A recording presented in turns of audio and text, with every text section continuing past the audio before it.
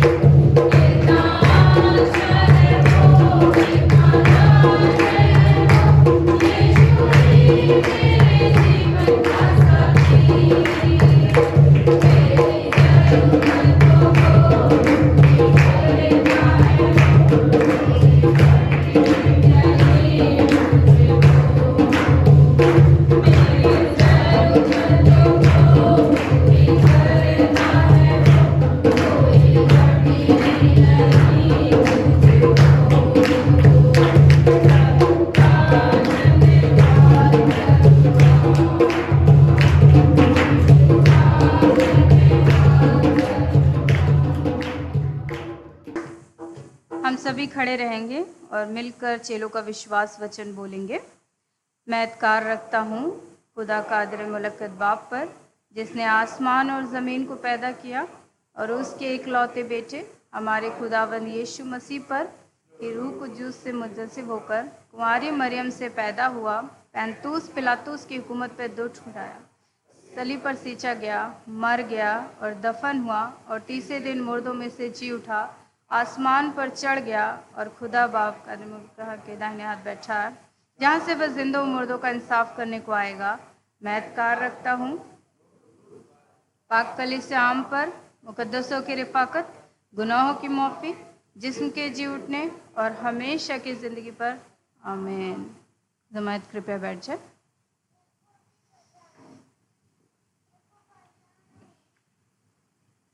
हम सब मिलकर प्रार्थना में जाएंगे और प्रार्थना करेंगे।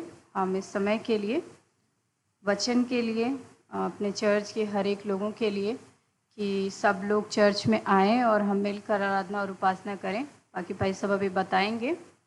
तो वो कह रहे थे कि कब लॉकडाउन वापस से हो जाए, कोई ऐसी बात हो जाए, कुछ भी हो जाए, तो आप सब जितने दिन हमें मौका मिल रहा है, खुदा ने हमें मौका दिया है, हम सबको ज़िंदों के ज़िम्मे पे भला चंगा रखा है, तो हमें ज़रूर आना चाहिए और परमेश्वर का धन्यवाद करना चाहिए। वैसे तो हम घर में भी बैठकर प्रार्थना कर रहे हैं, हर एक परिवार में, हर एक फैमिली में, इंडिविजुअल भी हर एक लोग प्रार्थना करते हैं, क्योंकि हम लोग जब प्रार्थना करते हैं, जाते हैं, तो पता चलता है कि सबके घरों से प्रार्थनाओं की, गाने की आवाज़ें आती हैं। तो इससे पता चलता है कि हर एक फैमिली अपने घर में प्रार्थना कर रही है। और आप सब आएँ, ज़रूर आएँ। हमें इस बीमारी से डरना नहीं है, पर अपना बचाव भी रखना है। दोनों चीज़ें हैं कि बचाव तो हमको रखना ही है, पर डरना नहीं है, क्योंकि डरने के लिए मुझे लगता है कि परमेश्वर के अलावा और कोई है नहीं जिससे हमें डरना चाहिए, क्योंकि वो तो शारीरिक और आत्मिक दोनों चीज़ों से हमें ख़त्म कर सकता है। हमारे जीवन में कुछ नहीं रह सकता, लेकिन ये एक बीमारी जो है वो शारीरिक तौर पे हमें ख़त्म करेगी, हमें ज़िंदा नहीं रखेगी, या फिर जो भी है, जैसा भी है, पर आत्मा में हमें परमेश्वर बचा सकता है। हम जब पुराने नियम को पढ़ते हैं तो हम देखते हैं कि खुदा वो परमेश्वर है जो असंभव को संभव करने वाला परमेश्वर है, जिसके लिए सब कुछ संभव है।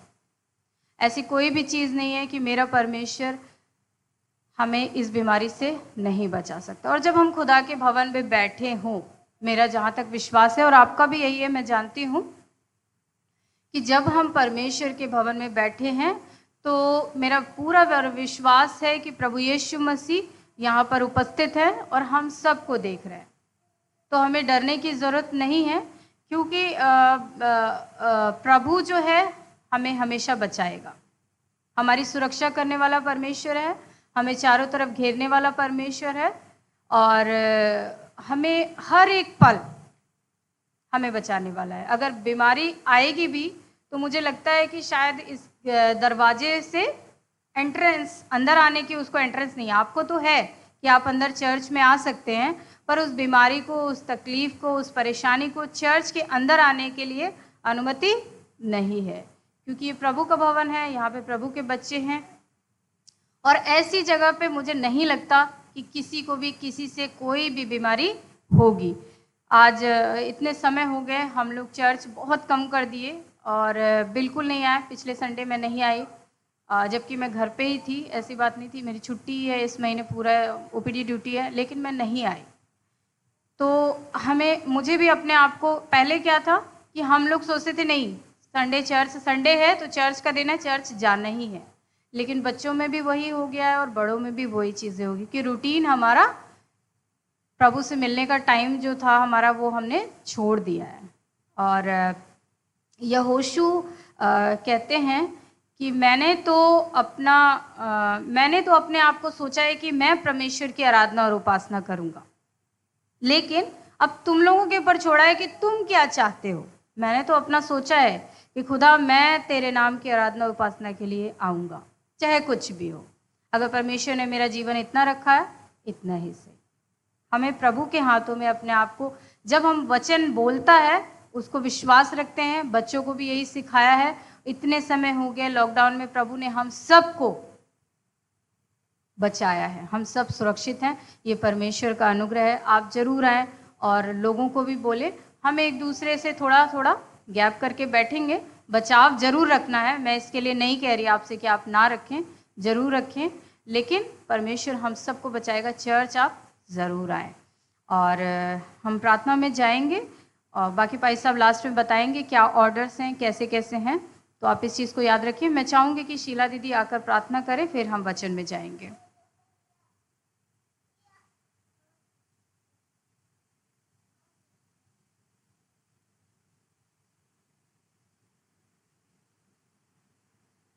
आइए हम प्रार्थना करेंगे। धन्यवाद प्रभु जी, आज के सुंदर दिन के लिए, सुंदर सुबह के लिए जो हमारे ज़िंदगी में दिखाया है पिता परमेश्वर प्रभु जी, और पूरी सप्ताह हमें बचा के रखा है। फिर से मौका दिया पिता कि आपके पवित्र चरणों में आकर के आपकी आराधना कर सके पिता परमेश्वर प्रभु जी। आपका लाख लाख शुक्र करते हैं पिता परमेश्वर प्रभु जी, आपके उस प्यार के लिए पिता परमेश्वर, जो हर पल हर क्षण हमारे साथ करते हैं पिता, हमें संभालते हैं पिता परमेश्वर प्रभु जी। पूरी कलीसिया को संभाले हैं पिता परमेश्वर प्रभु जी। और पिता परमेश्वर आपका करुणामय हाथ हर एक के ऊपर बना रहता है पिता। धन्यवाद करती हूँ पिता परमेश्वर प्रभु, और यही दुआ मांगती हूँ कि आने वाले समय में पिता परमेश्वर ज़्यादा से ज़्यादा पिता परमेश्वर आपके चरणों में लोग आ सके और ये बीमारी हमेशा के लिए इस पृथ्वी पर से खत्म हो जाए पिता परमेश्वर प्रभु। यही दुआ मांगते हैं पिता परमेश्वर प्रभु, क्योंकि आप सब कुछ कर सकते हैं पिता परमेश्वर प्रभु जी। आप बीमारियों को डांटते हैं और बीमारियां दूर हो जाती हैं प्रभु जी। ये बीमारी का जो दहशत है पिता लोगों के अंदर पिता परमेश्वर प्रभु, और जो अभी चारों तरफ है पिता परमेश्वर, आपके नाम से जाने पाए पिता परमेश्वर प्रभु, ताकि सब लोग प्रभु खुल के आराधना कर सके पिता परमेश्वर। जो हमारे बड़े बुजुर्गों घरों में बैठे हैं उनके लिए दुआ मांगती हूँ पिता परमेश्वर। उन्हें सेहत तंदुरुस्ती दीजिए पिता, उन्हें ताकत बल दीजिए पिता परमेश्वर प्रभु जी, या उन्हें घर में प्रभु हर तरह से संभालिए पिता परमेश्वर। प्रार्थना करती हूँ पिता आज के वचन के लिए पिता परमेश्वर प्रभु। जो वचन रूपी बीज बोया जाता है पिता परमेश्वर, हर एक के हृदय तक पहुँचने वाले हो सके पिता परमेश्वर, और 100 गुना फल लाए प्रभु। बोलने वाले के साथ होइए पिता परमेश्वर प्रभु जी, और पवित्र आत्मा से मसा कीजिए पिता परमेश्वर प्रभु जी। पास्टर जी के लिए, उनके पूरे परिवार के लिए दुआ मांगती हूँ पिता परमेश्वर प्रभु। सेहत मांगती हूँ प्रभु, जहाँ भी आते जाते हैं प्रभु जी आपकी हिफाजत मांगती हूँ पिता परमेश्वर प्रभु जी। प्रार्थना करती हूँ पिता परमेश्वर प्रभु जी कि हर एक कार्य पिता परमेश्वर जो रुके हुए हैं प्रभु जी आपके नाम में पूरा होने पाए पिता परमेश्वर प्रभु जी। प्रार्थना करती हूँ पिता प्रभु, जो बीमार हैं दुखी हैं पिता परमेश्वर प्रभु, जैसे पता चला है कि टीना की मम्मी को प्रभु जी टाइफाइड हुआ है, काफ़ी वीकनेस में है पिता परमेश्वर प्रभु। हम दुआ करते हैं प्रभु जी कि आप उन्हें छूइए, चंगाई दीजिए पिता, कि जल्द से जल्द पिता परमेश्वर वो खड़ी होने पाए पिता परमेश्वर प्रभु जी। और प्रभु जी हम जिसको नहीं भी जानते हैं प्रभु जी, जो बीमारी के हालत में है पिता परमेश्वर प्रभु जी, लेकिन आप एक एक को जानते हैं प्यारे पिता परमेश्वर प्रभु। हम आपसे यही दुआ मांगते हैं पिता परमेश्वर प्रभु जी, क्या आपका पवित्र हाथ प्रभु जी उनके ऊपर हो इसी वक्त पिता परमेश्वर प्रभु जी, कि वो भले चंगे होकर आपके नाम की आराधना कर सके पिता परमेश्वर प्रभु जी। वो पवित्र आत्मा परमागे की हर एक दुआ को, प्रार्थनाओं को, वचन को, सब कुछ आपके हाथों में सौंपते हुए आदर सम्मान आपको देते हुए प्रभु इस छोटी सी दुआ अपने उद्धार करता प्रभु यीशु मसीह के नाम से मांगते हूँ, सुनो दया से ग्रहण कर, आमीन। अय हमारे बाप, आप जो आसमान पर हैं, आपका नाम पाक माना जाए, आपकी बादशाहत आए, आपकी मर्जी जैसे आसमान में पूरी होती है जमीन पर पूरी हो। हमारे रोज की रोटी आज हमें बख्श दे, जैसे कसूरवारों को माफ़ करते हैं आप भी हमारे कसूरों को माफ़ कर। हमें आजमाइश में न पड़ने दे, परंतु बुराई से बचा, क्योंकि बादशाहत, कुदरत और जलाल हमेशा हमेशा आपका ही है, आमीन।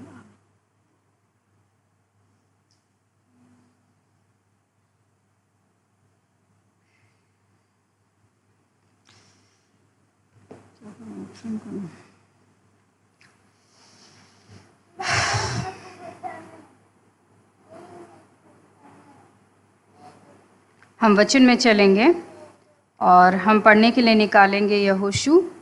2 जगह से पढ़ेंगे हम। यहोशू 1 से लेकर 9 तक, जिसको मिल जाए प्लीज़ वो पढ़ जाए। और यहोशू 24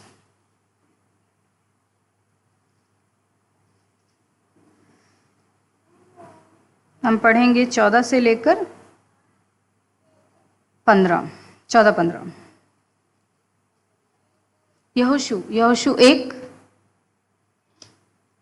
1 से 9 और यहोशू 24, 14-15 दोनों जगह से।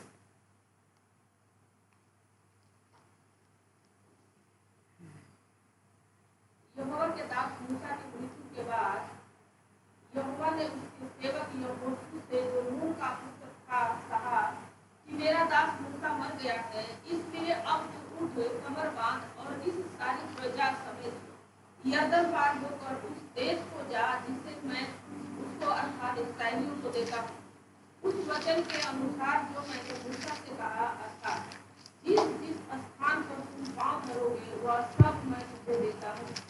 जंगल और उस लबालोन से लेकर फरात महानद तक और सूर्यास्त की ओर महासमुद्र तक विधियों का सारा देश तुम्हारा भाग रहेगा। तेरे जीवन भर कोई तेरे सामने ठहर न सकेगा।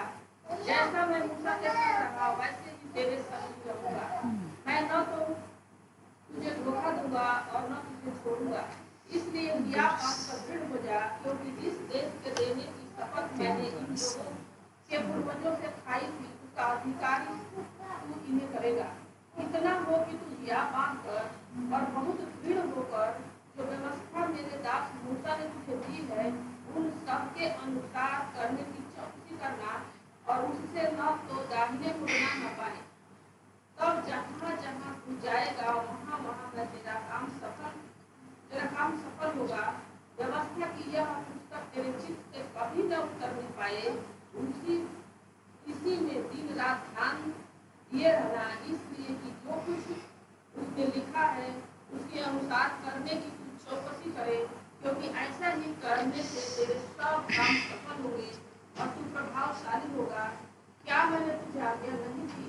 यह बात पर दृढ़ हो जा, है न खा और तेरा मन अच्छा न हो, क्योंकि जहाँ जहाँ तू जाएगा वहाँ वहाँ तेरा परमेश्वर यहोवा तेरे संग रहेगा। हाँ, एक जगह से और पढ़ दे, कोई और पढ़ दे। यहोशू 24:14-15। इसलिए अब यहोवा का भय मानकर उसकी सेवा खराई और सच्चाई से करो, और जिन देवताओं की सेवा तुम्हारे पुरखा महानत से उत्पात और मिस्र में करते थे, उन्हें दूर करके यहोवा की सेवा करो। और यदि यहोवा की सेवा करनी तुम्हें बुरी लगे तो आज चुन लो कि तुम किसकी सेवा करोगे, चाहे उन देवताओं की जिनकी सेवा तुम्हारे पुरखा महानत से उत्पात करते थे, और चाहे एमोरियों के देवताओं की सेवा करो जिनके देश में तुम रहते हो। परंतु मैं तो अपने घराने समेत यहोवा ही की सेवा नित करता रहूंगा। परमेश्वर की आमीन। आइए छोटी सी प्रार्थना करते हैं। हालेलुया। धन्यवाद धन्यवाद धन्यवाद मेरे अनुग्रहकारी दयालु परमेश्वर प्रभु, आपका धन्यवाद देती हूँ प्रभु यीशु मसीह, सुंदर समय के लिए, संगति के लिए, इस मौके के लिए प्रभु यीशु मसीह। और प्रभु यीशु मसीह बहुत समय बाद प्रभु यीशु मसीह इस वचन को देने का मौका दिया। खुदा अपनी बुद्धि से, अपने ज्ञान से भरिएगा पिता परमेश्वर, मेरी आत्मा को, मेरे जीव को मसा करिएगा पिता परमेश्वर। जो भी वचन निकले प्रभु आपके द्वारा हो प्रभु यीशु मसीह, और प्रभु यीशु मसीह हम सब के जीवनों में ये प्रभावशाली हो पिता परमेश्वर प्रभु जी। ये जैसे यहोशू कहते हैं पिता परमेश्वर कि प्रभु समय और परिस्थितियाँ कैसे हो पिता परमेश्वर, लेकिन मैं नित्य अपने घराने समेत, खुद और अपने घराने समेत हमेशा तेरे नाम की आराधना उपासना करूँगा। हाँ पिता परमेश्वर, हम सब भाई बहन परिवार मिलकर प्रभु आपके नाम की आराधना करने वाले हो सके प्रभु यीशु मसीह, क्योंकि आपने हमें हर एक डर से, हर एक भय से, हर एक बीमारी से, हर एक तकलीफ से, हर एक चीज़ पर प्रभु आपने हमें अधिकार दिया है पिता परमेश्वर प्रभु जी। आपने बोला है कि जो भी तुम विश्वास से मांगोगे वो तुम्हें मिलेगा पिता परमेश्वर प्रभु जी। तो वचन इस बात को कहता है प्रभु यीशु मसीह, और इस वचन को प्रभु यीशु मसीह अपने आप में मैं इसे मानती हूँ पिता परमेश्वर। जैसे पास्टर जी कहते हैं पिता परमेश्वर कि तुम इस वचन को पढ़ने वाले नहीं, सुनने वाले नहीं पिता परमेश्वर, लेकिन इसको जीने वाले हो सको पिता परमेश्वर प्रभु जी।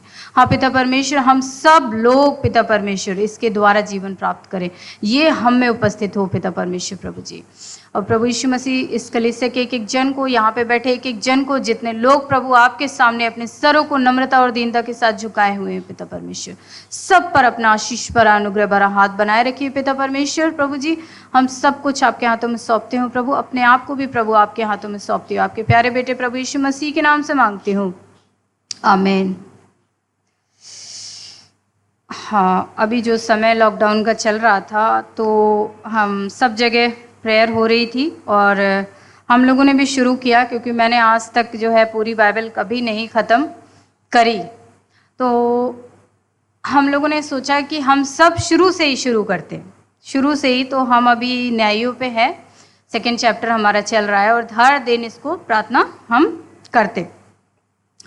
तो पुराने नियम में मैंने देखा यहोशू को, ये बहुत ही सुंदर चीज़ मुझे लगी, और शायद मुझे लगा कि हो सकता है इस समय में भी हमें ये काम करें हमारे जीवनों में, क्योंकि जब हम संगति, जो लोग कहते हैं कि अच्छी संगति इंसान के चरित्र को बनाती है और बुरी संगति इंसान के चरित्र को खराब कर देती है। तो अभी जो हमारा समय है इस संगति से थोड़ा सा दूर हो गया। हम प्रार्थना तो जरूर कर रहे हैं, घर में परिवार के साथ। लेकिन क्या है कि हमारी संगति जो फेलोशिप जो चर्च के साथ है, चर्च की एक्टिविटी के साथ है, वो सारी बैक हो गई, पीछे हो गई, हर एक चीज़ पीछे की तरफ चला गया। तो उस चीज़ को कंटिन्यू करने के लिए मुझे लगा कि ये जो है वचन जो है हमारे लिए बहुत ही ज़रूरी है। शायद इस समय में हमारे जीवन को मोटिवेट करे और मेरे जीवन को भी करे, क्योंकि मैं भी आपकी तरह ही बहुत ही ढीली हो गई हूँ चर्च की एक्टिविटी को लेकर, चर्च की बातों को लेकर। जहाँ कहीं भी मीटिंग्स में जाना हो या कोई ऐसी बात हो तो मैं कोशिश यही करती हूँ कि मैं ना जाऊँ, कोई और चला जाए मेरी जगह। पहले क्या था कि मेरे अंदर ऐसी फीलिंग्स थी कि मैं ज़रूर जाऊँ, मुझे पता होना चाहिए कि मैं इस एक्टिविटी में, इस वचन में, इस सारी चीज़ों में मैं ज़रूर जाऊँ। लेकिन अब क्या है, मैं पीछे की तरफ चली गई हूँ। ठीक है, तो उस चीज़ को कंटिन्यूएशन में लाने के लिए, क्योंकि अब हम पूरा साल ख़त्म होने वाला है, अक्टूबर आ गया हमारा, और हम अब क्रिसमस की तरफ धीरे धीरे बढ़ जाएंगे। तो यहाँ पर एक यहोशू की किताब में हम देखते हैं, आपको पता है कि यहोशू और कालेब दो ऐसे व्यक्ति थे जो कि कनान देश पहुँचे, इसके अलावा कोई भी नहीं पहुँचा। वो किस कारण से, क्या कारण था, वो आप सबको पता है, उस बारे में मैं बात नहीं करना चाहती। पर मैं इतना जानती हूँ कि ये दो व्यक्ति थे इतने सारे लोगों के साथ, और मूसा इनको लेकर चला, लेकिन मूसा भी वहाँ तक नहीं पहुँच पाया। सिर्फ ये दोनों व्यक्ति वहाँ तक पहुँच पाए। तो मेरे और आपके लिए भी है ये जिंदगी, भीड़ तो सबके साथ चलती है, भीड़ हर एक जगह पे होती है, कौन वहाँ तक पहुँचेगा ये इम्पोर्टेंट है। मैं पहुंचूंगी, आप पहुंचेंगे, आपके फैमिली में से पहुंचेंगे, आपके परिवार में पहुंचेंगे, मुझे नहीं पता, लेकिन परमेश्वर ने जो मेरे लिए जगह तैयार की है, जो जगह प्रभु यीशु मसीह ने मेरे लिए तैयार की है, वहां आप पहुंचेंगे या नहीं ये आप पे डिपेंड करता है। तो यहाँ पर ये दो व्यक्ति जाते हैं और इनके बारे में यहाँ पे लिखा हुआ है, पहले पद से मैं पढ़ रही हूँ।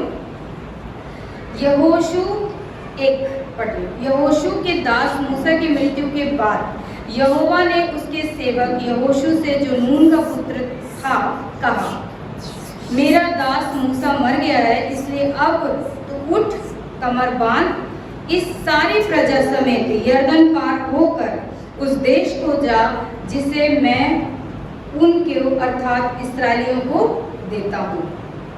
अब परमेश्वर उनसे बातें करते हैं, पहले के लोगों से बातें करते थे, आज तो बातें करते नहीं। तो परमेश्वर यहोशू से कहते हैं कि अब अपनी कमर बांधो और चल। एक और व्यक्ति को भी परमेश्वर ने कहा था कि उठो और यहाँ से चल दो। आपको याद है, पुराने नियम की बात है, अब्राहम से भी परमेश्वर ने कहा था उठो, अपनी पत्नी को लो और यहाँ से चल। उसने भी चल दिया, एक बार भी सोचा नहीं, विचारा नहीं, किसी भी चीज़ के बारे में, पैसे के लिए, किसी काम के लिए, किसी भी चीज़ के बारे में उसने नहीं सोचा। हमें भी नहीं सोचना है, हमें भी चल देना है, जो प्रभु कहता है उस बात पे फॉलो करना है। उसके बाद यहाँ पे लिखा है, ये हम बोलते हैं कमर बांध और चलिए, यहाँ पे भी यहोशू से बोलता है कमर बांध, उठो और चल। उसने भी उठा और चल दिया। उसके बाद यहाँ पर कह रहा है, उस वचन के अनुसार जो मैंने मूसा से कहा अर्थात जिस स्थान पर तुम पांव धरोगे वह सब मैं तुम्हें देता हूँ। पहली बार क्या बोलता है, क्या प्रॉमिस करता है, जिस स्थान पर तुम पैर धरोगे वो मैं तुम्हें देता हूँ। ठीक है, परमेश्वर ये नहीं बोल रहे हैं यहाँ पर मूसा को, यहोशू को, ये वाला स्थान तुम्हारा है, ये वाला तुम्हारा है, ये वाला उसका है, यहाँ मत जाना, ऐसा नहीं करना। बोला जिस स्थान पे तू पैर रख देगा, कुछ वो नहीं करा, बोला जिस स्थान पे तू पैर रखेगा वो तेरा है। पर आज मैं और आप विश्वास इस बात पे नहीं करते। हमारे अंदर मन में दुविधा होती है, नहीं ऐसा नहीं हो सकता, परमेश्वर ये नहीं कर सकता, नहीं ऐसा नहीं हो। मैं विश्वास तो करती हूँ, मैं सारे काम को करती हूँ, लेकिन मैं ऐसा सोचती हूँ। परंतु यहोशू ने सोचा कि हाँ, खुदा ने बोला है तो ऐसा ही होगा, जिस पे मैं पैर रखूंगा ये चीज मेरी होगी। परमेश्वर पहले ऐसे ही बोलते थे। आज क्या है कि हम अपने जीवन को लॉकडाउन के अंदर, अब तो लॉकडाउन बिल्कुल टोटली ख़त्म हो गया है। आप हर जगह जाइए, सब जगह ऐसी ज़बरदस्त भीड़ है। कल हम 1 नंबर गए थे और यहाँ पे जो हिंदुओं का ये चल रहा है उसमें वहाँ पर भी देखिए इतनी ज़बरदस्त भीड़ है, कुछ नहीं रह गया। लेकिन फिर भी हम और आप जो है अपने इस चीज़ में फंसे हुए, हम डर गए हैं बुरी तरीके से। हमने सोच लिया कि खुदा मेरे साथ नहीं है, लेकिन खुदा ने कहा कि मैं मत डर, यशायाह 41:10, मत डर क्योंकि मैं तेरे साथ हूँ। मैं विश्वास रखती हूँ कि अगर हम पास में भी बैठ जाएंगे तो वो बीमारी मुझ तक नहीं आएगी। इस चर्च के अंदर तो नहीं आएगी, बाकी बाहर मैं कह नहीं सकती, इतना विश्वास मेरा जरूर है। चौथे में कहता है, जंगल और उस लबानून से लेकर परात महानद तक और सूर्यास्त की उस महासमुद्र तक हित्तियों का सारा देश तुम्हारा भाग ठहरेगा।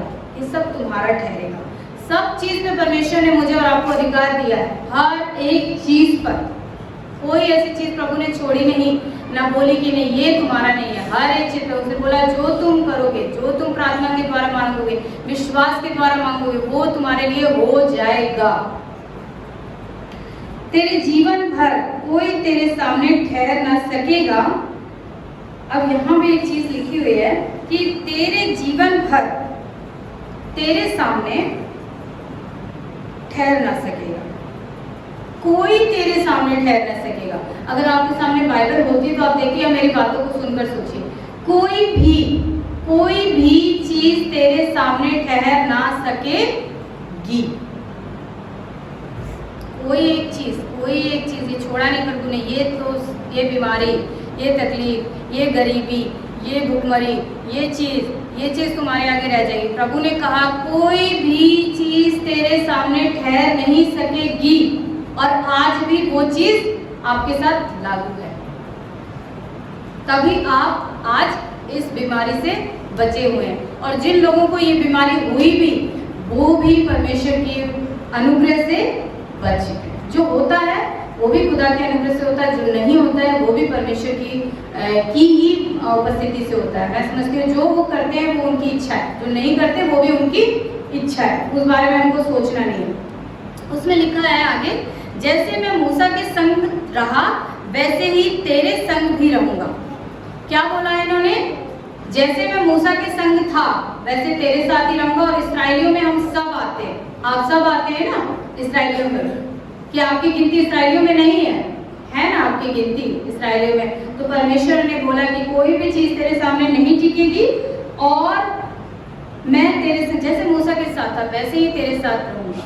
जो तू चाहेगा, जहाँ पैर रखेगा, जिस बीमारी को कहेगा मुझसे दूर हो जाए, वो दूर हो जाएगी। जो भी तू बोलेगा वो तेरे लिए हो जाएगा। उसके बाद क्या है?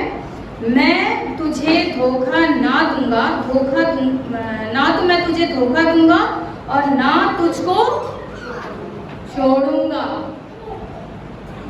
Praise the Lord.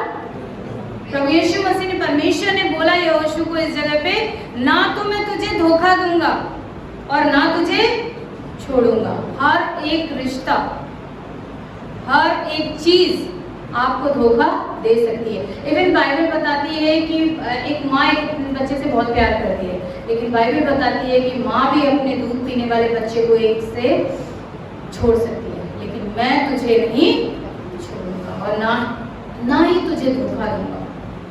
अगर तूने मेरे पे विश्वास करा है, तू मेरे नाम से यहाँ पर खड़ा है, तो मैं तुझे कभी नहीं दूंगा। ये सब धोखा दे देंगे, सब XYZ, लेकिन मैं तुझे कभी नहीं छोड़ूंगा और तुझे कभी धोखा भी नहीं दूंगा। विश्वास रखिए, भरोसा रखिए, प्रभु आपको कभी नहीं धोखा देगा। मैं जानती हूँ कि आप सब विश्वास रखते हैं, लेकिन क्या है कि हम लोग संगतियों से दूर होने के कारण इन बातों में रिमाइंड होते। जब हम बच्चों को कोई चीज़ बताते रहते हैं, अब आज हम लोग आपको एग्जाम्पल बताती हूँ कि जब हम लोग चर्च आते रहते हैं तो बच्चे कहते मम्मी चर्च जाना है, रेडी हो जाते पड़े, संडे चर्च, संडे हो गया, चर्च जाना है, गाना गाना, ये करना, वो करना, ऐसे करना। लेकिन क्या है, अब उठा ही नहीं, सुबह उठा ही नहीं। ऐसे ही होता है, जब हम प्रभु से दूर होते तो प्रभु भी हमसे दूर होने लगता है।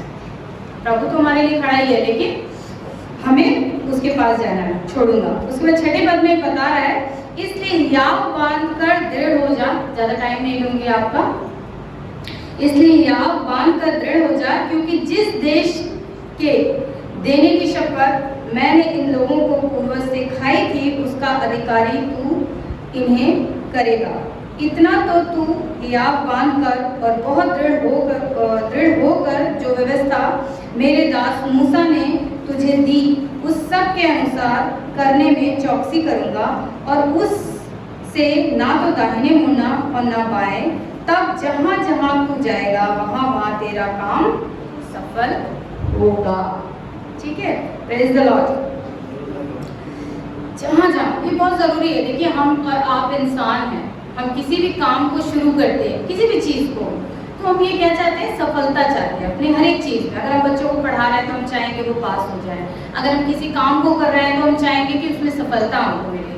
नेचुरली बात है, हम इंसान हैं, हमको ये चीजें चाहिए। और जब हमारे जीवन में नहीं आता है तो क्या होता है कि हमारे अंदर थोड़ा सा अपने अंदर लगता है कि नहीं, प्रभु ने मुझे छोड़ दिया। लेकिन खुदा मुझे नहीं छोड़ता।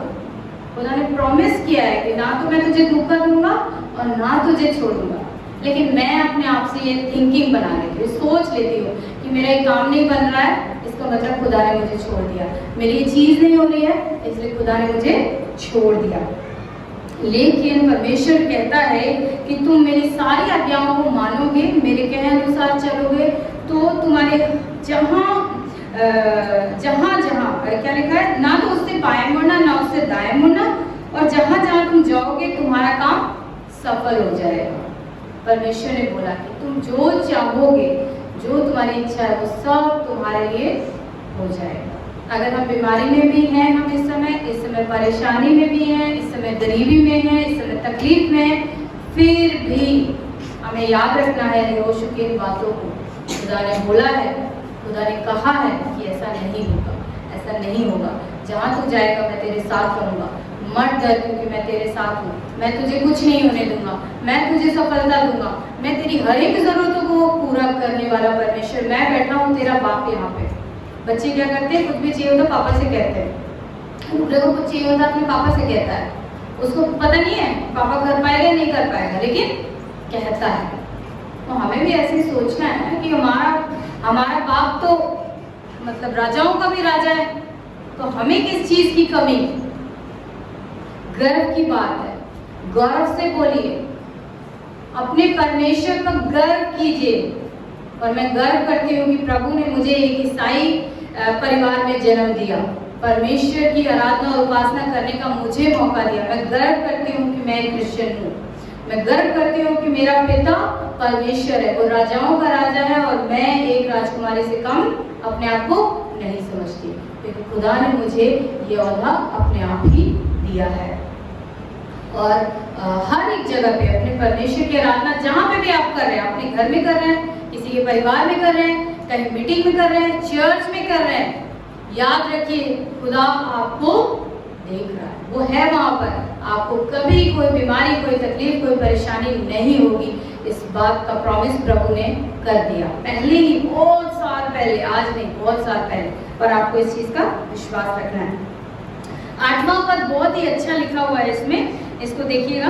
तो इसमें लिखा है, व्यवस्था की यह पुस्तक। व्यवस्था की पुस्तक मतलब हाँ, वचन परमेश्वर के। ये बाइबल, आप चर्च आए, अपनी बाइबल जरूर कैरी करके लाएं। फोन तो होता है सबके पास, आजकल तो सब लोग फोन में रखते हैं, पर अपने जो बाइबल की जो धर्म ग्रंथ है, ठीक है, ये धर्म ग्रंथ जो होता है जी, वो बाइबल ही है। और औरों की उसमें बहुत ज़्यादा इम्पोर्टेंस है इसकी। इसको यूं ही वेस्ट मत करिए कि नहीं मेरे फ़ोन में तो है, इसकी इम्पोर्टेंस खत्म हो गई। इसको ज़रूर कैरी कीजिए, क्योंकि ये एक ऐसी चीज़ है कि इसकी बहुत ही इम्पोर्टेंस है आपके जीवन में। व्यवस्था की ये पुस्तक तेरे चित्त से कभी ना उतरने पाए, इसमें दिन रात ध्यान किए रहना, इसलिए कि जो कुछ उसमें लिखा है उसके अनुसार करने की चौकसी करे, क्योंकि ऐसा ही करने से तेरे साथ काम सफल होंगे और तू प्रभावशाली होगा। मेरे और आपके लिए परमेश्वर ये बात बोल रहे हैं। यहाँ पर यहोशू को ये बात समझा रहे हैं। एक पिता होने के नाते परमेश्वर अपने बेटे को ये सारी बातें बता रहे हैं कि तुम ऐसा करो तो ऐसा होगा, ऐसा करो ऐसा होगा, ऐसा करो ऐसा होगा। आपने सबने पढ़ा है, इसको बहुत पुरानी चीज़ है, सबको पता है, लेकिन फिर भी एक बार रिमाइंड होना बहुत ही ज़रूरी है। और मैं बहुत समय बाद इसको हमेशा पढ़ती हूँ, मुझे बहुत पसंद है ये। यहाँ पे लिखा है कि इसको हमेशा पढ़ते रहिए, इसे अपने दिमाग से कभी मत उतरने दीजिए। अपने बच्चों को, अपने फैमिली में खुद भी रिमाइंड करते रहिए, क्योंकि ऐसा करने से एक तो आपका लाइफ कभी भी डिस्करेज की तरफ आप नहीं जाएंगे, हमेशा आपके अंदर एक एनर्जी रहेगी, मोटिवेशन रहेगा, आपकी लाइफ में मोटिवेशन रहेगा, आपके बच्चों के प्रति, आपके काम के प्रति, आपके खुद के प्रति, अपने जीवन में मोटिवेशन रहेगा कि मेरा खुदा जो है मेरे लिए हर कुछ करने वाला परमेश्वर है। मुझे मेरे जीवन में किसी भली वस्तु की घटी कभी नहीं होगी, चाहे कितने भी लॉकडाउन आ जाए और कितने भी नहीं हो। प्रभु मुझे रोटी देगा, उसने कहा है, वो देगा ही देगा। कहाँ से देगा वो उसका काम है, मेरा काम नहीं है सोचना, वो खुदा का काम है, वो मेरे पिता का काम है सोचना कि मुझे रोटी, मेरे बच्चों को रोटी को कहाँ से देगा। और नहीं देता है तो क्या हम मर जाएंगे? नहीं मरेंगे, क्योंकि बाइबल आपको बताती है, मत्ती 4 में लिखा हुआ है। अनुग्रह मुझे कल रिमाइंड करा रहा था ये चीज, बताइए। खाने से नहीं परंतु हर एक वचन से जो परमेश्वर की, रोटी से नहीं परंतु हर एक वचन से जो परमेश्वर के मुख से निकलता है तुम जीवित रहोगे। रोटी से नहीं बोला परमेश्वर ने बोला हर एक वचन से तुम जीवित रहोगे। इसका मतलब ये वचन एक रोटी है, और अगर आप रोज एक चैप्टर को खाएंगे या एक पद को खाएंगे तो परमेश्वर मेरी आत्मा को तृप्त करेगा। ये वादा है। तो हमें ऐसी बातों को नहीं सोचना है, हमें बाइबल की अच्छी चीज़ों को सोचना है, अच्छा ही सोचना है, दूसरे के सामने अच्छा बनना है, और अपनी इमेज को ऐसा बना के रखना है कि दूसरा बंदा अगर मुझे देखे तो कहे कि ये प्रभु की बेटी है, ये प्रभु का बेटा है, इसके घर में हर दिन प्रार्थना होती है, ये किसी गलत बात को नहीं करता, इसके मुख से कभी गाली नहीं निकलती, ये हमेशा अपने वचन के अनुसार चलता है। इसको रखेंगे तो क्या होगा, आप हमेशा प्रभावशाली रहेंगे और आपके काम हमेशा पूरे हो जाएंगे। 9वां पद लिखा है यहाँ पे, क्या मैंने तुझे आज्ञा नहीं दी कि आप बांध कर दृढ़ हो जा, भय न खाना, तेरा मन कच्चा ना हो, क्योंकि जहां जहां तू जाएगा वहां वहां पर तेरा परमेश्वर यहोवा तेरे संग संग रहेगा। Praise the Lord. यहाँ पर एक आज्ञा दी है कि यावबान भय न खा, है ना। हम सब लोग आज डर गए, डरना नहीं है। डरना किससे? खुदा से डरना, सिर्फ अपने बाप से डरना है, इसके अलावा किसी के बाप से नहीं डरना, सिर्फ अपने बाप से डरना है, खुदा से डरना है। बाकी दुनिया में तो बहुत सारे लोग आए और बहुत सारे लोग गए, सिर्फ अपने बाप से डरना है, मेरा परमेश्वर यहोवा, इसके अलावा किसी से नहीं डरना। दृढ़ जब भय न खा और तेरा मन कच्चा ना हो, ठीक है। आप ऐसा मत सोचें, क्योंकि जहां जहां तू जाएगा, जहां जहां आप अपने काम पे जाते हैं, आप अपनी ड्यूटी पे जाते हैं, आप जिस जगह पे जाते हैं, जहां बैठते, जहां उठते, आप जिस लोगों से बात करते, वहां वहां तेरा परमेश्वर तेरे संग रहेगा। ये प्रॉमिस किया है परमेश्वर ने यहोशू को, ये प्रॉमिस किया है मेरे परमेश्वर ने मुझसे। आपको भी ये सोचना है कि मेरे परमेश्वर ने मुझसे प्रॉमिस किया है, मुझसे प्रॉमिस किया है, तो मुझे इस वचन को हमेशा पढ़ते रहना है। जब हमको लगे कि मैं अपने जीवन में, अपने आत्मिक जीवन में कमज़ोर हो रही हूँ, कमज़ोर हो रहा हूँ, इन वचन को पढ़िए। ये आपको वो मोटिवेशन देंगे जो दुनिया की कोई भी ताकत नहीं दे सकती, कोई नहीं दे सकता। ये वो मोटिवेशन देंगे जो आपको ज़मीन से उठाकर आसमान पर खड़ा कर देंगे, और आपको पता भी नहीं चलेगा। तब आपको पता चलेगा कि मैं किसकी बेटी हूँ या मैं किसका बेटा हूँ। इसके बाद एक और था वचन, इसमें बहुत सुंदर सी चीज इसमें यहाँ पर लिखी हुई है, हमने पढ़ा था 14-15। इसमें आगे भी बहुत अच्छा है, लेकिन मैं सिर्फ 14 और 15 ही पढ़ूंगी, उसके बाद हम खत्म करेंगे। यहाँ पर लिखा है 14 में, यहोशू 24 उसका 14 में, इसलिए अब यहोवा का भय भय मानकर उसकी सेवा खराई और सच्चाई से करो। किसके भय मानने के लिए यहाँ पे लिखा है? यहाँ पे लिखा है किसी के भय मानना है आपको। किसका मानना है? अपने परमेश्वर यहोवा का, यीशु मसीह का बच्चे जैसे भी जानते हैं, भय मानना है और उसकी सेवा खराई और सच्चाई से करो। उसकी सेवा, आपके जीवन में सिर्फ एक ही से डरना है, अपने परमेश्वर से, और उसी की सेवा करना है, उसी की सच्चाई के अनुसार चलना है। और जिन देवताओं की सेवा तुम्हारे पुरखा अनंत महानद के उस पार जिसमें मिस्र पार और मिस्र में करते थे, उन्हें दूर करके यहोवा की सेवा करो। ये यहोशू उन लोगों को बोल रहा है जो उनके साथ थे। वो क्या हो जाते हैं? परमेश्वर से बार बार भटक जाते हैं, है ना, बार बार भटक जाते। वो सोचते नहीं, मेरा परमेश्वर तो अब नहीं, मूसा चला गया अब नहीं हो सकता, यहोशू चला गया अब नहीं हो सकता, परमेश्वर ने हमें छोड़ दिया। उनका विश्वास कमजोर था अपने प्रभु पर आपका विश्वास अपने प्रभु पे अटल है, ये मैं जानती हूँ, मुझे बताने की जरूरत नहीं है, सिर्फ इसको एक बार रिमाइंड कराने की जरूरत है। मैं जानती हूँ कि आपका विश्वास अपने परमेश्वर पे अटल है। कभी ऐसा समय आएगा तो आप अपनी जान दे देंगे, लेकिन अपने प्रभु के नाम से कभी भी नहीं हटेंगे, इतना मैं विश्वास रखती हूँ।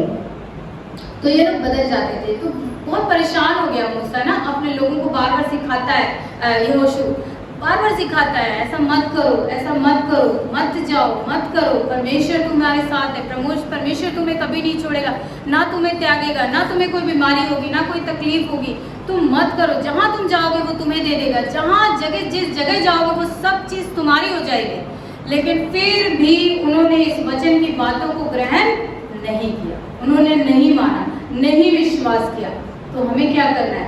तो बहुत परेशान हो गया, और जो परेशान हुआ तो उसने बोला कुछ बात उनको सिखाने के लिए कि ठीक है, अब ठीक है, मैं तुम्हें बहुत समझा दिया, बहुत परेशान हो गया, बहुत बोल दिया, तुम नहीं मानोगे, तुम्हें अपना लेखा खुद देना है, मैंने तो देना नहीं है, तुम्हें देना है।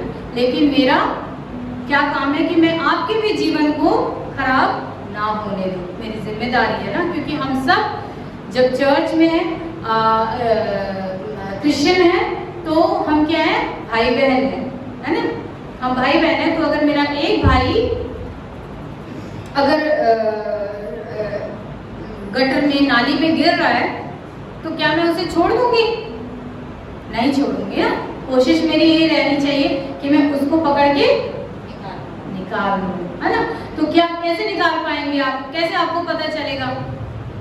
मान लीजिए हम सब भाई बहन, मान लीजिए हम सब बहनें खड़े हुए हैं, है ना, हम सारे भाई बहन अगर एक साथ हैं, हम एक दूसरे से प्यार करते हैं, हम एक दूसरे से बहुत प्यार करते हैं, हम एक दूसरे की बहुत चिंता करते हैं, हमें तकलीफ की पता चलती है, हम जाते हैं, तो क्या है, जब हम एक दूसरे का हाथ पकड़े रहेंगे, है ना, तो क्या रहेगा, जब एक भाई गिरेगा तो अपने आप दूसरा वाला झुक जाएगा, तो उसको पता चल जाएगा, और जब वो गिरेगा तो उसके अगले वाले को भी पता चलेगा, उसके अगले वाले को भी पता चल जाएगा, अरे कुछ हुआ, कुछ तो हुआ। तो क्या करेगा, जिसका हाथ पकड़ा हुआ है उसको उठाकर कर लेगा, और जो शैतान जो आपको खींच रहा है वो आपका हाथ छोड़ देगा। कैसे छोड़ेगा? क्योंकि आपके साथ तो बहुत सारे लोग हैं ना, वो अकेला है, तो इसलिए वो आपको छोड़ देगा, कहेगा नहीं भाई, ये बहुत ही जबरदस्त परमेश्वर के लोग हैं, इनसे इस बंदे को निकालना बहुत मुश्किल है, इसको छोड़ो। लेकिन क्या रहेगा, अगर मैं अकेली रहूँगी, अकेली खड़ी हूँ अपनी ज़िंदगी में, अपने वैभव में, अपनी एक्टिविटी में, अपनी चीज़ों में मैं अकेले खड़ी हूँ, शैतान ऐसे समय में ही वार करता है, और उस समय जब वो मुझे पकड़ के खींच लेगा तो वो मुझे गिरा देगा, और मुझे किसी को पता भी नहीं चलेगा। इसलिए एक दूसरे का साथ कभी मत छोड़िए, संगति कभी मत छोड़िए, हमेशा संगति बहुत इंपॉर्टेंट है। अब लास्ट है ये, और यदि यहोवा की सेवा करनी तुम्हें बुरी लगे तो आज चुन लो, आज बोलिए, तो आज चुन लो, ठीक है, कि तुम किसकी सेवा करोगे, कि आप और मैं, हम किसकी सेवा करेंगे, चाहे उन देवताओं की जिनकी सेवा तुम्हारे पुरखा महानद के उस पार करते थे, मतलब इससे ये मतलब नहीं है आज के समय में हमारे और आपके लिए ये चीज़ नहीं है, क्योंकि हम किसी देवी देवताओं की पूजा नहीं करते ना, हम तो परमेश्वर की पूजा करते हैं। लेकिन आज ये किस चीज़ को डिनोट कर रहा है? आज ये उन चीज़ों को डिनोट कर रहा है कि दूसरे की चुगली करना, दूसरा अगर अच्छा हो रहा है तो मुझे उसको पकड़ के खींच निकालना, दूसरा अगर अच्छा कपड़ा पहन रहा है तो मुझे बुरा लग रहा है, दूसरा अगर अच्छे से प्रचार कर रहा है तो मुझे अच्छा नहीं लग रहा है। ये सारी चीज़ें आजकल हमारे जीवनों में है। या उसका घर बहुत अच्छा है, या उसके पास बहुत सब कुछ सुविधा है, सारी चीज़ों, जब हम इन बातों को देखकर दूसरे से जलते हैं, दूसरे की बातों को, हमें दूसरे की चीज़ों को अच्छा देखते हुए खुशी नहीं होती है मन से, चेहरे वाली नहीं, लिप्स वाली हंसी नहीं कह रही हो, मन से खुशी हो नहीं होती है। तो ये उन चीज़ों को बोल रहे हैं यहाँ पे आज कि तुम अब सोच लो कि तुम अपने जीवन में यही करते रहोगे या फिर क्या करोगे? तुम सेवा करो जिनके देश में तुम रहते हो, ठीक है, जिस देश में तुम रहते हो। परंतु, अब आप सब बोले मेरे साथ, परंतु मैं तो अपने घराने समेत यहोवा ही की सेवा नित्य करता रहूंगा। ठीक है, यहोशू ने ये बात कही थी, अपने परमेश्वर को ही बोला, उन लोगों को बोला। बहुत बड़ी बात होती है जी, एक अकेला बंदा अकेला खड़ा है सारे कौम के सामने, इतनी बड़ी बात कहना आसान नहीं होगा उसके लिए, ठीक है। अगर मान लीजिए एक चीज़ के लिए मैं अकेले किसी की चीज़ के लिए बोलूं तो मेरी इम्पोर्टेंस नहीं होगी, लेकिन क्या है, जो आप सब बोलेंगे उस चीज़ की इम्पोर्टेंस होगी। लेकिन यहाँ पर यहोशू इस बात को कहते हैं कि मैं और मेरा घराना हमेशा परमेश्वर की सेवा करेंगे। अब तुम चुन लो कि तुम क्या चाहते हो। आजकल बीमारी, तकलीफ, परेशानी, हर एक चीज़ वो जिंदगी का पार्ट है जी। आज ये आया है तो कल कुछ और आएगा। अगर हम जीवित रहे तो हम देखेंगे, हम अगर जीवित नहीं रहे तो हमारे बच्चे देखेंगे उन चीज़ों को। लेकिन क्या है कि जब मैं तो बहुत मजबूत हूँ, मैं परमेश्वर में बहुत मजबूत हूँ, मैं कभी भी नहीं डिगूंगा कैसी भी परिस्थिति हो। लेकिन अगर मैं अपने बच्चों को अच्छी शिक्षा नहीं दे के जाऊँगा, उसके विश्वास को मजबूत नहीं करके जाऊँगा, तो क्या है, मेरा सारी चीज़ें फेल है। कि मैंने अपने जीवन की जो मेरा विश्वास मेरे परमेश्वर पे था वो मैंने आने वाली पीढ़ी को नहीं दिया, अपने संडे स्कूल के बच्चे को नहीं दिया, कि उनका विश्वास ऐसा हो कि नहीं। कोई चीज़ें होती है ना, जब बच्चे हमें उल्टा बोलते हैं तो हमें लगता है यार हमारे अंदर ये कमी होगी, ऐसा नहीं होना चाहिए था। हमें आने वाली पीढ़ी को भी ये शिक्षा दे के जानी है, उन बच्चों को इतना मजबूत करना है कि कैसे भी समय हो अपने समय में वो उस चीज़ से लड़ पाए, जैसे मैं और आप लड़ रहे हैं। और जैसे यहोशू ने ये बात बोली कि मैं अपने परमेश्वर की सेवा करूंगा, वो भी अपने समय में और हम भी अपने समय में ये बात कहें कि चाहे समय कैसा हो, चाहे परिस्थिति कैसी हो, चाहे कैसा भी हो, मैं अपने खुदा को कभी नहीं छोड़ूंगा, सब कुछ छोड़ दूंगा। सब कुछ में XYZ सब कुछ आता है, अपना घर, अपना परिवार, अपने बच्चे, अपनी पत्नी, अपनी सारी चीज़ें। पर ऐसा नहीं होता, क्योंकि प्रभु के साथ जब हम जुड़े रहते हैं सारी चीज़ें हमारे साथ अपने आप ही जुड़ी रहती हैं। लेकिन सब कुछ छोड़ दूंगा, लेकिन अपने खुदा को कभी नहीं छोड़ूंगा। इसीलिए शायद वो उस जगह पे पहुंच पाया, क्योंकि उसका विश्वास ऐसा था, शायद प्रभु के साथ बना रहता था। परमेश्वर आप सबको बहुत से आशीष दे। आपके विश्वास को मैं सोचती हूँ कि आपके विश्वास को और भी इम्प्रूवमेंट मिली होगी। आप हो सकता है अगले संडे फिर आए एक सुंदर वचन के लिए जो आपके जीवन को और मोटिवेशन देगा और फिर से हमें उसी ट्रैक पे लाकर खड़ा कर देगा जहाँ से हम बैक टू हो गए।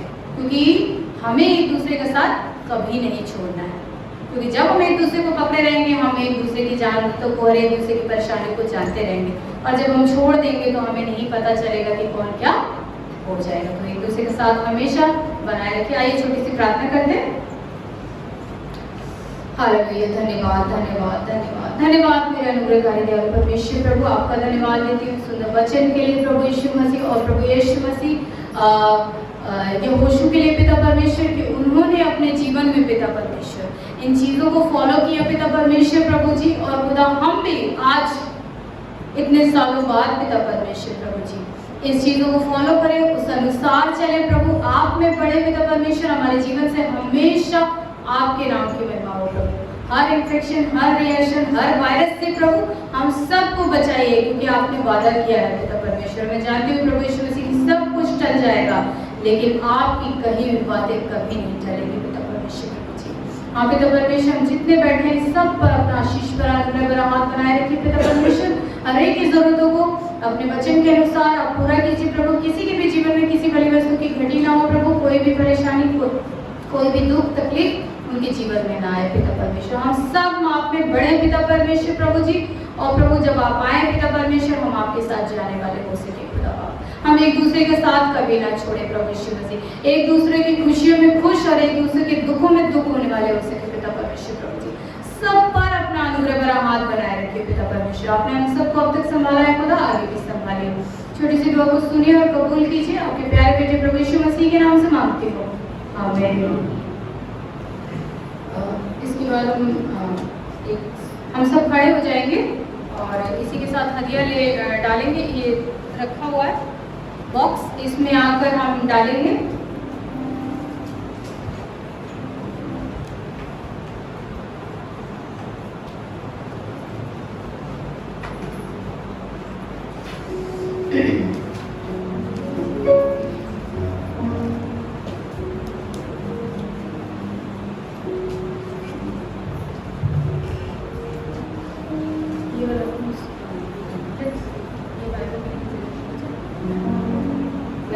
हम गाएंगे, हम सभी खड़े हो जाएंगे। गीत नंबर 97, ये बाइबल मेरी जिंदगी है। ये बाइबल खुदा का कलाम हम गाएंगे और इसी के साथ अपने को डालेंगे। बाइबल मेरी जिंदगी है, ये बाइबल खुदा का कलाम, खुदा ने जहां को दिया है बड़ा पेश कीमत दाम। ये बाइबल, ये बाइबल, ये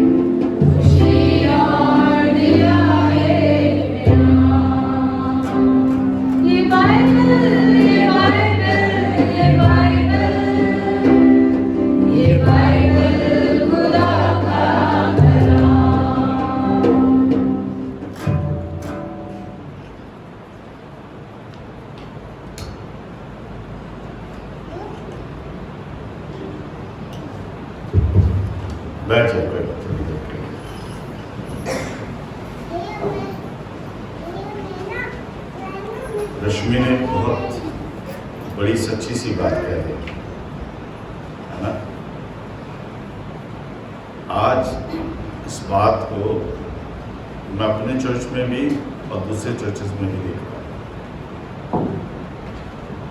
लोग बहुत कंफर्टेबल हो गए कि अब हमें चर्च जाने की जरूरत नहीं। पादरी साहब अभी किसी घर में पिछले हफ्ते भी थे, जहाँ हफ्ते में 1-2 घरों में मुझे ये बात सुनने को मिल जाती है, अब ये तरीका अच्छा है पादरी साहब, जब दिल करे तब कैमरा ऑन करो, मोबाइल ऑन करो और ना चर्च जाने का झंझट ना ये, और जब दिल करे तब आराम से बैठ के खुदा का कलाम सुनो, और जब जिसको दिल करे उसको सुनो, है ना। बाइबल कहती है हमने अपने कानों की खुजली के अनुसार अपने लिए उपदेशक चुन लिए, क्योंकि हमें चरवाहे आज नहीं चाहिए।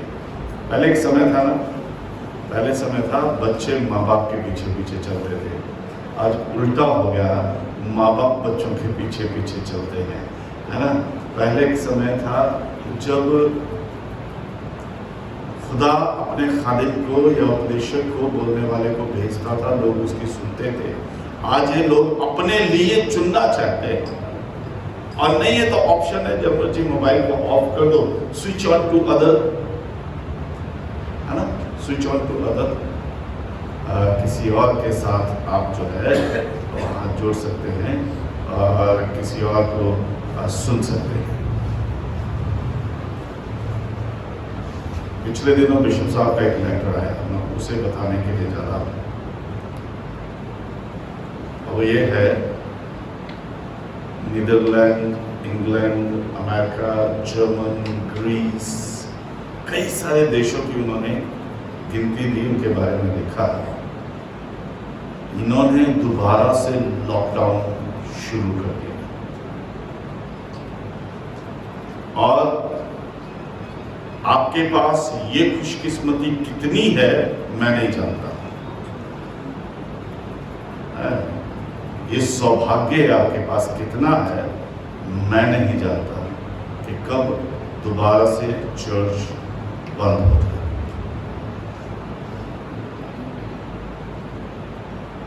मैं सिर्फ इतना कहूँगा, जब तक ये सौभाग्य मिला है, 7 महीने बाद चर्च खुला है, अगले 7 महीने के लिए भी बंद हो जाए तो अभी मैं कुछ नहीं कह सकता।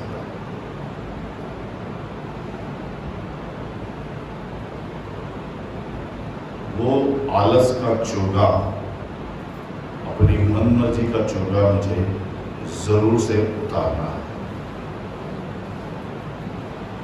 जरूर से उतारना है। बड़ा अच्छा रश्मि ने, और कभी कभी हम अपने बच्चों पे, हो सकता है ये सच भी हो ना भी हो, और कभी कभी हम देख लेते कि यह इंसान बुरा नहीं मानेगा, या अपने घर का बंदा है, इसलिए उसका उदाहरण दे देते हैं, है ना। अनुग्रह का उदाहरण दिया। एक समय था अनुग्रह का, मुझे याद है कि पेपर था, उसके बावजूद भी वो कह रहा था कि नहीं, चर्च जाएंगे तो जीसस पापा पास कर देगा, चर्च जरूर जाना है ना। और वो भी दिन था, और आज इस लॉकडाउन ने हमें लेजी कर दिया, हम सबको कर दिया, मुझे भी कर दिया, मैं आपसे बाहर नहीं, ठीक है। और आज हम देर से आते हैं, नहीं आते हैं, कम आते हैं। इस समय का इस्तेमाल कर लीजिए, आशीष यहीं से है, चंगाई यहीं से है, सामर्थ्य यहीं से है, मेरी ताकत यहीं से है। वो मजबूरी है ना, वो मजबूरी है। ताकत रोटी से होती है, मजबूरी में ब्रेड खानी पड़ती है, चाउमीन खानी पड़ती है, अलग बात है। पेट तो भर जाता है, और पेट में इन्फेक्शन भी बहुत हो जाता है। मैं डीएस साहब, बिशप साहब, हम लोग कुछ लोग बीच में जब लॉकडाउन था मैं गया था, बैठे थे, बात कर रहे थे। मैं कहा सबसे बड़ा चैलेंज बिशप साहब ये होगा कि जब ये चर्च खुलेगा तब कितनी सारे, क्योंकि आपने बहुत कुछ सुना है, मैं नहीं कहता कि सब कुछ गलत सुना है, और ये भी नहीं कहता कि सब कुछ सही सुना है। बहुत सारे अनुग्रह जैसे छोटे बच्चे भी आज बड़े, उनके आगे लिखा होता है ग्रेट प्रीचर, ग्रेट टीचर, हैं, जिन्हें अभी LKG में होना चाहिए बाइबल की किताब को पढ़ने के अनुसार, they are all great teachers. यीशु मसीह से भी कहा गया ना, इंग्लिश में लिखा है ओ ग्रेट टीचर, जिसे हम हिंदी में पढ़ते उत्तम गुरु, इंग्लिश में लिखा है उन्होंने कहा ग्रेट टीचर। यीशु मसीह ने कहा no, I am not the great teacher, he is the only one who is great as a teacher. वो सशक्तिमान पिता परमेश्वर ही बड़ा टीचर है। मुझे नहीं पता, मुझे तो खैर आज तक ऐसा खुदा का अनुग्रह हुआ नहीं कि मैं ये कहूँ कि ग्रेट टीचर हूँ, नहीं, है ना, अभी हम सीख रहे हैं। पर ऐसे ग्रेट टीचर्स की वजह से बहुत सारे चर्चेस, मैं बहुत सारे लोगों को देख रहा हूँ, वो अपने चर्च में कम इंटरेस्टेड हैं, कहीं और ज़्यादा इंटरेस्टेड हो गए, कहीं और ज़्यादा है। मौसी के घर की पूड़ियाँ कभी कभी अच्छी लगती है, पर याद रखिए दूध माँ ने पिलाया है, हमेशा याद रखिएगा। मौसी के घर की खीर कभी कभी मिलती है ना मुकेश, पड़ोसन की खीर जो है ना अच्छी लगती है, इज्जत से खिलाती है, और पड़ोसन दो ही दो खिलाती है। माँ जिसने इतने से पाला, इतना बड़ा कर दिया, और कई लोग तो बूढ़े हो गए। अभी 30 सेक्टर के किसी बुजुर्ग के बारे में सुन रहा था मैं, वो क्या झालमुरी बेचता है, 87 साल का है ना, आपने भी वीडियो पे देखा और उस पे देखा, 87 साल का। बच्चे क्या करते हैं, लॉकडाउन में बेचारे के पास वो नहीं था, आजकल बड़ा अच्छा ट्रेंड चला है कि वो आपकी फोटो डाल देते हैं कि ये लॉकडाउन में ये बिल्कुल गरीब हो गए, और लोग उनसे जाके सामान खरीदते। तो ऐसे एक व्यक्ति है 30 सेक्टर में, कम्युनिटी हॉल के सामने खड़ा होता है, बुजुर्ग है, 87 साल का है, और 87 साल के बुजुर्ग को डाला कि भाई इनका सब कुछ खत्म हो गया, आप 10 रुपए की झालमुरी लो, 2-4 रुपए एक्स्ट्रा भी दे दो ताकि उसकी भी रोजी रोटी चल जाए। अच्छी बात है, कहीं ऐसा मिले करिएगा। तो वो 87 साल का बुजुर्ग कहता है, उसे पूछा गया, अपनी फेसबुक पे ढूंढ लीजिएगा, है, तो उससे पूछा गया कि आपके बच्चे, ऐसे एक दिल्ली के बुजुर्ग की भी बात है, चाय बेचते थे, पनीर की सब्जी और रोटी बना के बेचा करते थे, बिल्कुल गरीब हो गए, लुट गए इसमें। और अब सोशल डिस्टेंसिंग और इस सब में वो पैसा नहीं खर्च कर सकते हैं, तो लोग उनके पास आते नहीं, लोग जाने लगे। पर उनसे जब पूछा कि आपके बच्चे क्या करते, 87 साल के आदमी का बच्चा कम से कम कितना बड़ा होगा, 30 साल का तो होगा ना, अगर 50 साल की उम्र में भी पैदा हुआ होगा तो अभी 37 साल का होगा। कहता है कम वक्त कोई काम धाम नहीं करता है, दारू पीता है, नशे करता है, शराबें करता है। पर क्योंकि ये माँ और बाप हैं, उस परिस्थिति में भी उसे खिलाते हैं, उसकी चिंता करते हैं। मौसी नहीं खिलाती है, पड़ोसन नहीं खिलाती, याद रखिएगा इस बात। पड़ोसन ने 1 दिन 2 दिन हमें खीर पूरी खिलाई, तो वी आर फाउंड ऑफ पड़ोसन, वी आर फाउंड ऑफ मौसी। माँ बूढ़ी हो जाती है, उसके बाद भी कोशिश करती है ना, कि तकिए के नीचे अपने बेटे के लिए धोने वाले रोटी रखो है गरीब का। मेरा मदर चर्च क्या है, कौन सा है, किस चर्च से मैं बिलोंग करता हूँ। बहुत सारे लोगों को देखा है, सैटरडे, वेडनेसडे, अलग अलग दिन पे अलग अलग जगह जा रहे हैं, अपने चर्च में नहीं। खुदा के घर को कभी किसी चीज़ की कमी नहीं होती है, तो याद रखिएगा वो मौसी है। और जब शादी की बात आएगी, मर जाएंगे उसकी बात आएगी। किसी एक चर्च ने कहा, आप अपनी, मैं फरीदाबाद की बात करूँ, आप अपनी मेंबरशिप अपने चर्च में रखिए, क्योंकि शादी ब्याह के लिए आपको आपके चर्च की मेंबरशिप की ज़रूरत पड़ेगी। ये किसी एक चर्च की, हमारे फरीदाबाद में हमारे एक चर्च के मेंबर को कहना है।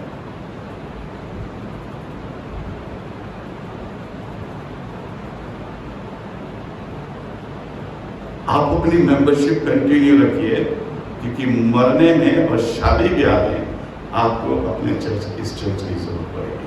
बाकी आप हमारे यहाँ आते रहिए, है ना मौसी जी है, गॉड ब्लेस यू, आशीष दें और याद रखें मेरा चर्च ये है।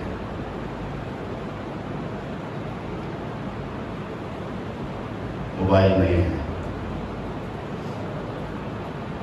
टाइम पास के लिए मैंने चाउमीन खा ली थी, ठीक है, तो ज़्यादा खाएंगे तो आपका लीवर डैमेज हो जाएगा, आपकी इंस्टेंटाइन्स डैमेज हो जाएगी, आपको प्रॉब्लम हो जाएगी। ज़्यादा ब्रेड खाएंगे, ज़्यादा मोमोज खा लेंगे, ज़्यादा समोसे खा के पेट भर लेंगे। इमरजेंसीज हो गई, लॉकडाउन एक इमरजेंसी थी, और अगर आगे भी होती है तो लॉकडाउन एक इमरजेंसी होगी। तो मुझे ताकत, मेरा इम्यून सिस्टम, मेरी ताकत रोटी से बनती है, और मुझे सामर्थ खुदा के घर से मिलती है।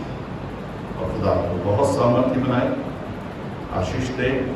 वीकडेज में भी मैं तैयार था, मैंने शुक्रवार को हमने चर्च शुरू किया, कोई नहीं आता था, शनिवार को किया, कोई नहीं आता था, इतवार सुबह किया, इतवार शाम किया, है ना। और होली कम्युनियन एक संडे देने के बाद मैं रोक सकता था, मैंने फिर दूसरे संडे भी की। और आज भी जब मैंने बिशप साहब का लेटर देखा तो मैंने कहा कोई इस चीज़ से महरूम ना रह जाए। अगर कोई जन होगा जिसने इन 2 हफ्तों में भी होली कम्युनियन नहीं ली है, अगले संडे तो नहीं होगी, है ना, उसके नेक्स्ट संडे हम करेंगे। और अगर किसी ने, क्योंकि मैं नहीं चाहता परमेश्वर की इस आशीष से आप में से कोई भी जन माँ होना, मैं मौसी नहीं, so I have to think a lot. तो अगर किसी ने होली कम्युनियन नहीं ली है, किसी कारण से नहीं आ पाए थे चर्च में, आशीष वचन के बाद बाकी लोग धीरे धीरे वापस चले जाएंगे, और आप लोग यहाँ पे रुक सकते हैं। 4 लोग इस साइड में आएंगे, 2 इधर 2 इधर, और 4 लोगों को, चाहे आप 2 लोग हो, चाहे 1 जना हो, चाहे 10 लोग हो, है ना, हम आपको होली कम्युनियन दे देंगे, ताकि परमेश्वर की इस आशीष से, परमेश्वर के इस अनुग्रह से आप किसी तरीके से वंचित ना रहें, महरूम ना रहें। और याद रखें, don't be lazy for the church. खुदा अगर लेजी होने लग जाएगा तो मैं और आप परेशान हो जाएंगे। आइए दुआ करें, हम सब खड़े हो जाएंगे।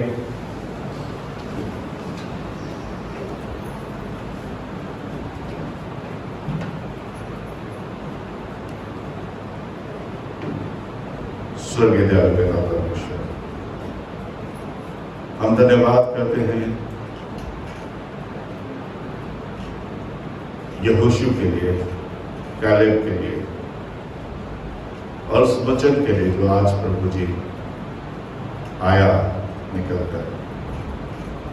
धन्यवाद करते हैं रश्मि के लिए भी, जिसने एक्सेप्ट किया। सच में हम आज संडे को घर पे हैं, ठीक ठाक हैं, पर फिर भी घर पे हैं। उसने माना कि किस तरीके से पिछले संडे को, और ये रश्मि ही नहीं है, हम जानते हैं और हमसे बढ़कर आप जानते हैं खुदावन, कि शायद ऐसे बहुत सारे लोग हैं जो अपने घरों में मौजूद हैं, पर परमेश्वर आपके घर में, आपके भवन में, आराधनालय में नहीं है।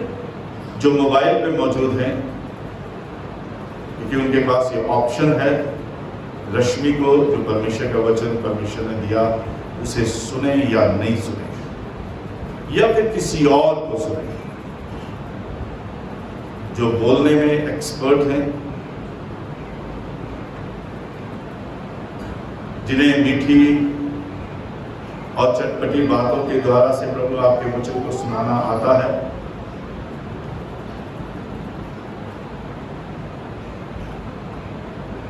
जिनमें से बहुत सारे बहुत बार आपके वचन को तोड़ मरोड़ कर भी पेश करते हैं।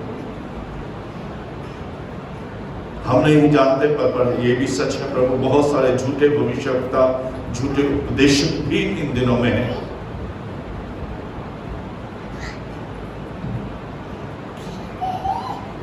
पर आपने ये बेदी, ये घर और इस घर से मुझे इसलिए जोड़ा है ताकि आप मेरी खुराक और इन लोगों की आत्मिक खुराक यहां से दें। ये आपका वचन है जो यहां से आता है। प्रभु हमें आलस से दूर करें। आपका वचन कहता है यिर्मयाह 45:10 में कि श्रापित हैं वो जो परमेश्वर का काम आलस से करते हैं।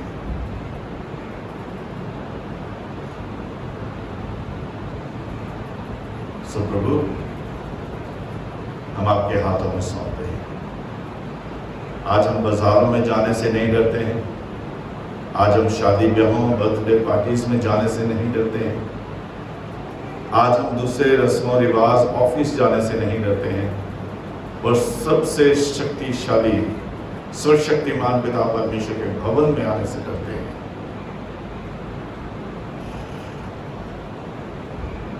ये डर हम में से निकाल।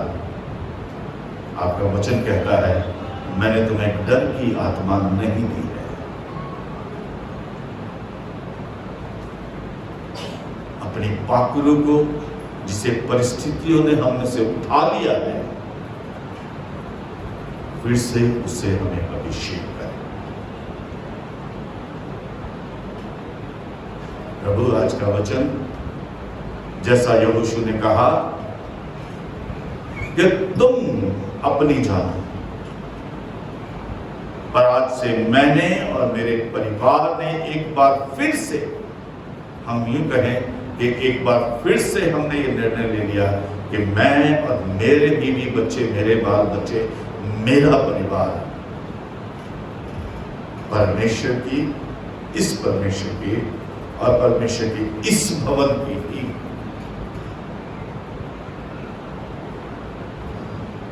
इस भवन में ही उपासना करेंगे, आराधना करेंगे और इस सौभाग्य जो मुझे मिला है उसका पूरा इस्तेमाल करेंगे।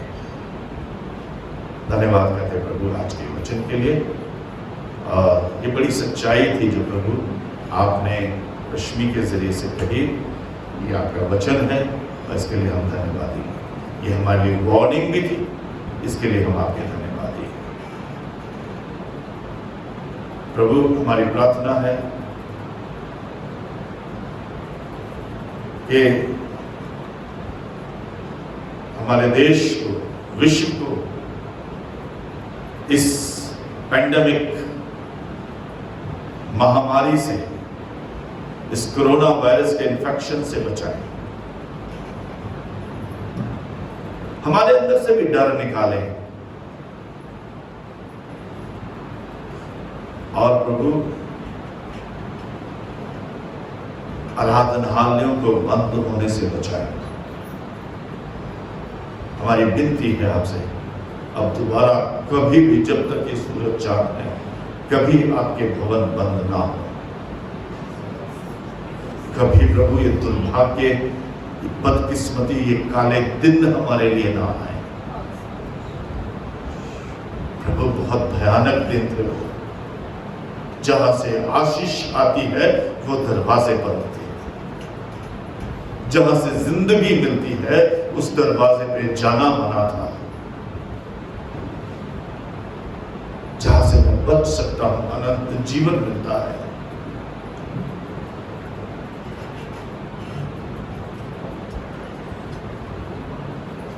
वो सोर्स मेरा बंद हो गया।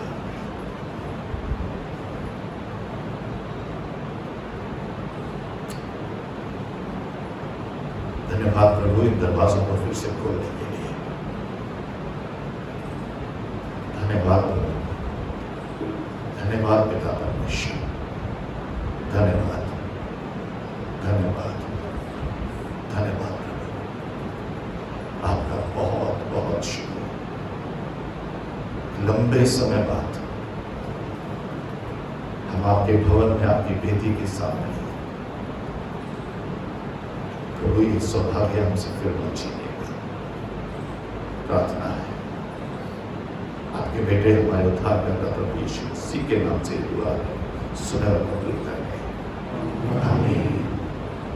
अब हमारे सशक्तिमान पिता परमेश्वर का अनुग्रह, उनके बेटे हमारे उद्धारकर्ता प्रभु यीशु मसीह का प्यार, पवित्र आत्मा की सहभागिता, संगति, परमेश्वर के वचन की समझ, प्रकाश, मार्गदर्शन, सामर्थ आप सबके साथ, तमाम विश्वासियों के साथ आज, कल और सदा काल तक बनी रहे।